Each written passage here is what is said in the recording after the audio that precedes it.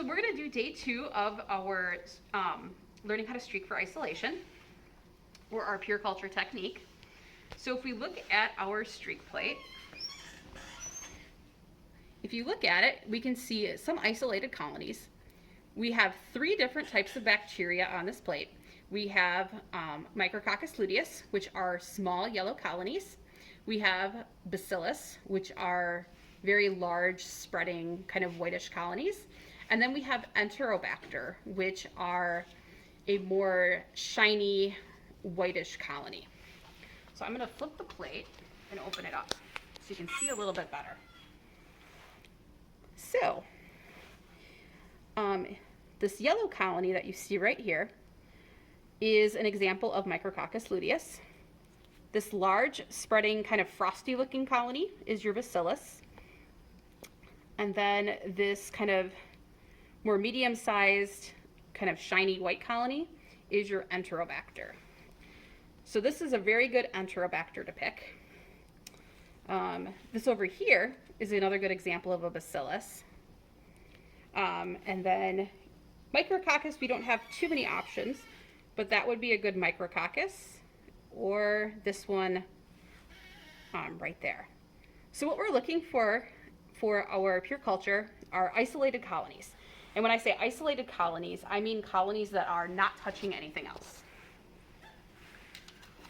So what we're going to do is streak our plate.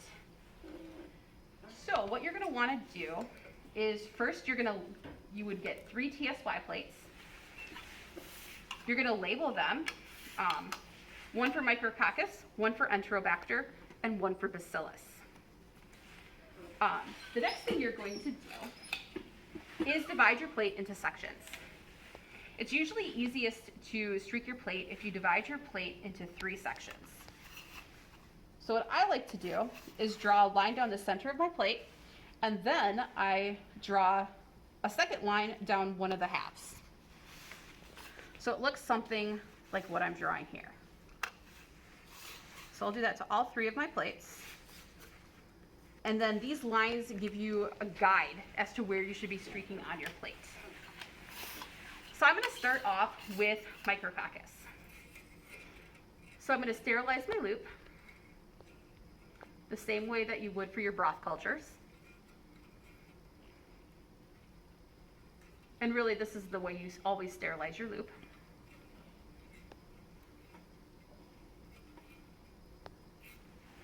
You're going to let your loop cool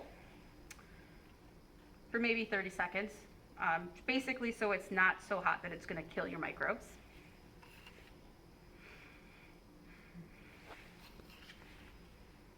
And then what we're going to do is pick one colony off the plate. So I'm going to try to get the Micrococcus luteus. So what I'm going to do is just tap my loop to the Micrococcus colony. And now I'm going to streak the top portion of my plate, like so. I'm then going to sterilize my loop. And then I'm going to streak the next section of my plate. So the way I like to do this is I'm going to start in the top section, pull my loop down once, go back up, pull it down one more time, and then streak out the rest of the section, like so. Then I'm going to sterilize my loop, let it cool, and then I'm going to follow the exact same procedure.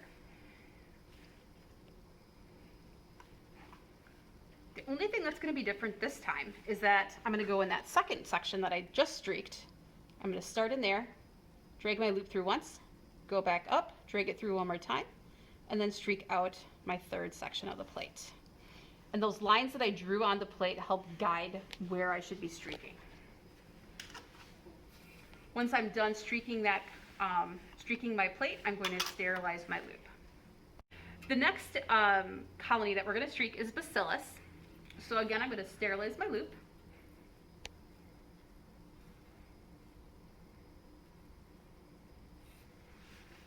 I'm going to let it cool a little bit. And then I'm going to pick one nice isolated colony of Bacillus.